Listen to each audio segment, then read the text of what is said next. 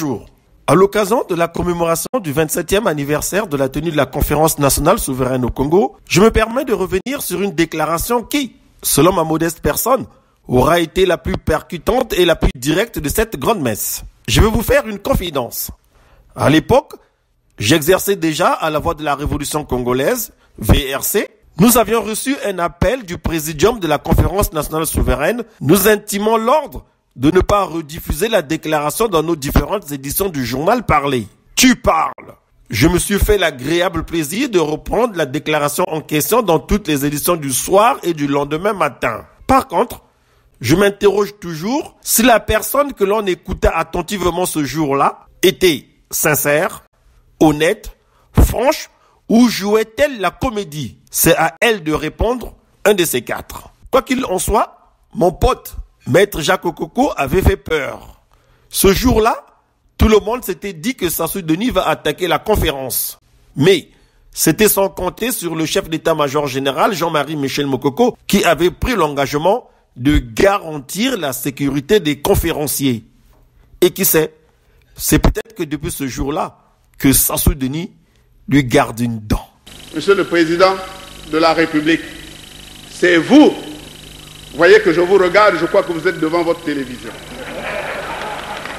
C'est vous, Monsieur le Président, qui,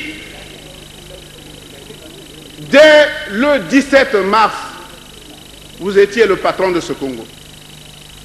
Et que entre le 17 mars, le 18 mars, pardon, jusqu'au 5 septembre 1977,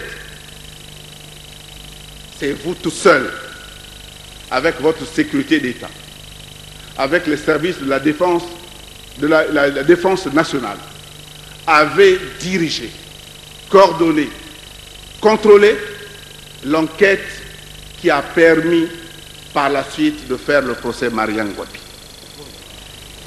Et je dis, Monsieur le Président, que s'est-il passé entre le 18 mars 1977 et le 5 septembre 1977? Qui contrôlait l'enquête? Qui a arrêté les gens? Qui les a interrogés? Monsieur le Président de la République, je vous dis ceci, que du 5 septembre 1977 au 2 janvier 1978, date à laquelle vous m'avez, en tant que président de la Cour d'appel du Congo,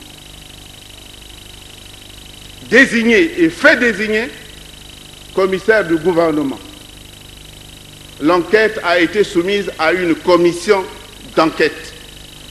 Et la majorité des membres de la commission d'enquête étaient sous votre autorité en tant que ministre de la Défense et de la Sécurité.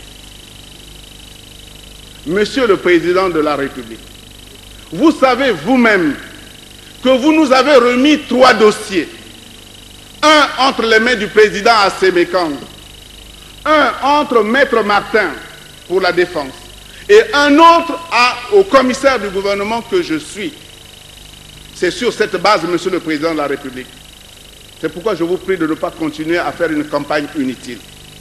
C'est sur cette base que, en tant que commissaire du gouvernement, procureur de la République, exerçant le ministère public, j'ai défendu le dossier que vous-même vous avez préparé. Monsieur le Président de la République, je crois que vous m'écoutez très bien et je vous demande de me faire la paix parce que vous m'avez trop torturé. Je vous dis, Monsieur le Président, que depuis que le procès s'est passé, Monsieur le Président de la République, j'ai défendu donc un procès. Et Monsieur le... Non, il y a autre chose importante. J'ai eu à entendre 4 personnes qui sont intervenues.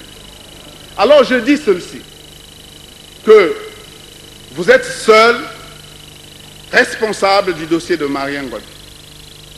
Et si j'avais été à votre place, Monsieur le Président de la République, en tant que ministre de la Défense, et lorsque le Président de la République meurt assassiné, pendant que les troupes sont consignées, moi, si j'étais à votre place, j'allais me tirer la balle dans la tête.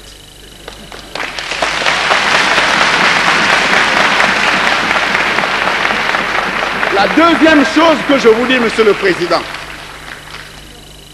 vous deviez vous constituer prisonnier le 18 mars 1977. Vous ne l'avez pas fait.